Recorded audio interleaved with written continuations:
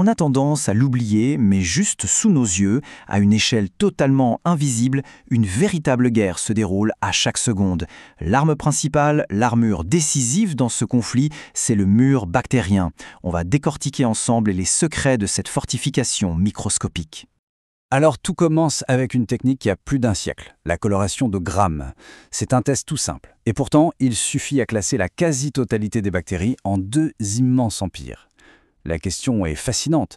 Comment une simple goutte de colorant peut-elle révéler une division aussi fondamentale? Eh bien la réponse, elle est là. Tout est une question d'armure. La couleur ne fait que révéler une différence majeure dans l'architecture de leurs parois cellulaires. C'est la structure même de leur défense qui va déterminer si elles gardent le colorant ou non. Et comme on va le voir, ça détermine bien d'autres choses. Ok, donc on parle de mur, d'armure, mais avant de voir ce qui différencie les deux types, il faut vraiment comprendre pourquoi ce mur est, pour commencer, absolument vital. Pour n'importe quelle bactérie, c'est une question de vie ou de mort tout simplement. Pour ça, il faut s'imaginer la vie d'une bactérie. La plupart du temps, elle flotte dans l'eau. Et à l'intérieur, c'est beaucoup plus concentré en molécules qu'à l'extérieur. C'est un déséquilibre permanent. Et la nature, elle, déteste le déséquilibre. Alors l'eau n'a qu'une envie, rentrer massivement dans la cellule pour diluer tout ça. C'est la pression osmotique. Sans une paroi rigide pour contenir cette force, la bactérie gonflerait, jusqu'à exploser. C'est ce qu'on appelle la lyse, game over. C'est là qu'intervient le super matériau de cette histoire, le peptidoglycane. Ce n'est pas une simple enveloppe, c'est un véritable exosquelette moléculaire, un maillage ultra résistant. Pour donner une idée, sa force est comparable à celle du béton armé. C'est ce corset de force qui empêche la bactérie d'éclater sous la pression.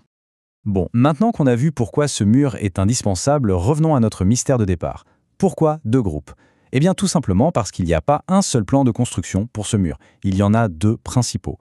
Et c'est là que la distinction entre gram positif et gram négatif prend tout son sens. En gros, il y a deux écoles, deux stratégies de défense. D'un côté, les grammes positives.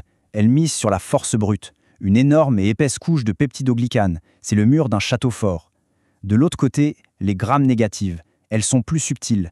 Elles n'ont qu'une fine couche de peptidoglycane, mais elle est protégée, comme prise en sandwich, par une deuxième membrane externe très complexe. Et quand on regarde les chiffres, la différence est juste colossale. Chez les grammes positives, le peptidoglycane peut représenter plus de la moitié du poids du mur. Alors que chez les grammes négatives, on est autour de 5%. C'est minuscule en comparaison. Et cette disparité, c'est vraiment la clé pour comprendre la suite.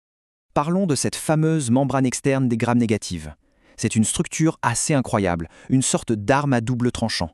D'un côté, elle est hyper protectrice, mais elle contient aussi quelque chose de redoutable pour nous, les lipopolysaccharides, ou LPS. C'est une toxine, une endotoxine, responsable de la fièvre et des chocs lors de certaines infections. Mais ce mur ne peut pas être totalement hermétique, la bactérie doit se nourrir. Il y a donc des petits canaux, les porines, pour laisser passer les nutriments. Bon, deux types d'armure, deux stratégies. Mais concrètement, qu'est-ce que ça change pour nous? Eh bien, ça change absolument tout. Parce que cette différence d'architecture, elle détermine comment on peut attaquer ces bactéries et comment elles peuvent se défendre. Cette endotoxine, le LPS, ce n'est pas en détail. C'est à cause de cette molécule que des bactéries gram-négatives comme Salmonella, ou pire, Yersinia pestis, oui, l'agent de la peste, sont si dangereuses. Leur mur n'est pas juste un bouclier, c'est une arme offensive. Heureusement, même la meilleure des armures a une faille. Et cette dépendance totale au mur pour survivre, c'est aussi leur plus grande faiblesse. Une faiblesse que l'on a appris à exploiter avec notre propre arsenal, les antibiotiques. Le cas de la pénicilline est un exemple parfait. Le mécanisme est génial. Pour grandir, une bactérie doit sans cesse remodeler son mur de peptidoglycane. La pénicilline, elle, vient saboter la construction.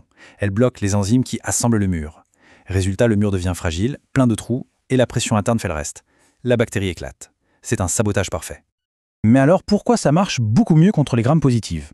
Eh bien, pour deux raisons qui nous ramènent directement à nos deux types d'armure. Primo, les grammes négatives ont très peu de peptidoglycane. Moins de cible, donc moins d'efficacité. Et secondo, leur fameuse membrane externe agit comme un bouclier supplémentaire qui empêche carrément la pénicilline de passer. C'est une forteresse à double rempart. Donc, on le voit bien, cette architecture microscopique a des conséquences gigantesques sur notre santé et sur la médecine. Ce mur est vraiment la pièce maîtresse du jeu. Au final, ce mur, c'est tout pour la bactérie. C'est son squelette qui lui donne sa forme, c'est son bouclier anti-explosion, c'est son portier qui filtre ce qui entre et sort, et c'est son talon d'Achille, la cible numéro 1 de nos antibiotiques. Connaître son architecture, c'est comprendre comment une bactérie vit, comment elle attaque, et surtout, comment on peut la vaincre. Ce qui nous amène à une dernière réflexion, un peu plus inquiétante. On a passé des décennies à exploiter cette faiblesse du mur, mais les bactéries, elles, apprennent à le renforcer, à le réparer. C'est tout le drame de l'antibiorésistance. La question qui se pose aujourd'hui est donc cruciale. Si cette cible devient obsolète, quelle sera la prochaine faille dans leur armure ?